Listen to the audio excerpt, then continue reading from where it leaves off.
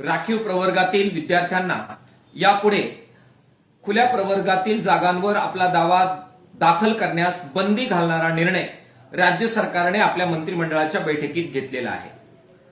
खुल्या प्रवर्गामध्ये वेगवेगळ्या आरक्षणाचा परिणाम म्हणून स्पर्धा खूप वाढली होती आणि त्यामुळे समान संधी सर्वांना उपलब्ध करून देण्याच्या दृष्टिकोनातून ही बंदी मागास प्रवर्गातील किंवा राखीव प्रवर्गातील विद्यार्थी आणि परीक्षार्थींवर लादण्यात आली आहे, असा युक्तिवाद राज्य सरकारच्या वतीनं करण्यात येतो आहे।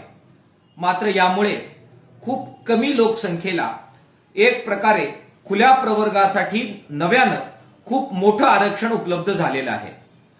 महाराष्ट्रामध्ये एकूण वेगवेगळ्या प्रवर्गांना 62% आरक्षण आहे। या 62%च्या व्यतिरिक्त 10% आरक्षण आर्थिक मागास म्हणून खुल्या प्रवर्गासाठी उपलब्ध आहे। आता या नव्या निर्णयामुळे हे 10% अधिक 28% असं 38% आरक्षण हे खुल्या प्रवर्गासाठी उपलब्ध झालेलं आहे, ज्याच्यामध्ये राखीव प्रवर्गातील विद्यार्थ्यांना आपला दावा दाखल करता येणार नाही। महाराष्ट्रामध्ये मराठा आरक्षणासाठी झालेल्या आंदोलनामुळे मोठ्या प्रमाणात खुल्या प्रवर्गातील विद्यार्थी आणि परीक्षार्थींना ओबीसी सर्टिफिकेट कुणबींचे मिळत आहेत।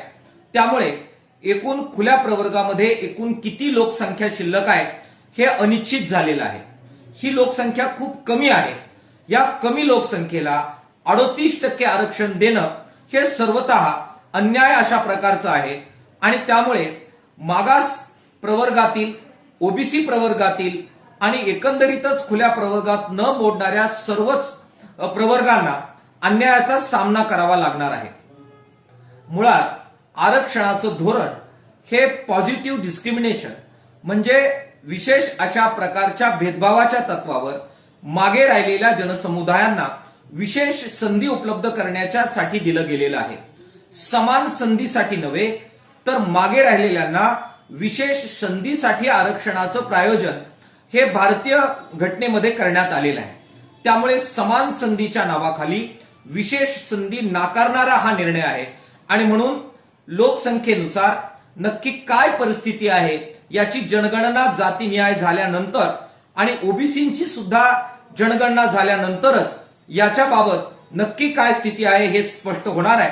असं स्पष्ट न करता एक प्रकारे खूप कमी लोकसंख्येला खुल्या प्रवर्गासाठी विशेष आरक्षण देण्याच्या दृष्टिकोनातून टाकलेलं हे पाऊल आहे।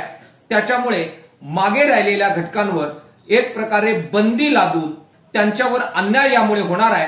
त्यामुळे असं होतंय का हे तपासून पाहिल्याशिवाय अशा प्रकारच्या निर्णयाची अंमलबजावणी करू नये अशी मागणी मार्क्सवादी कम्युनिस्ट पक्षाच्या वतीनं आम्ही करतो आहोत।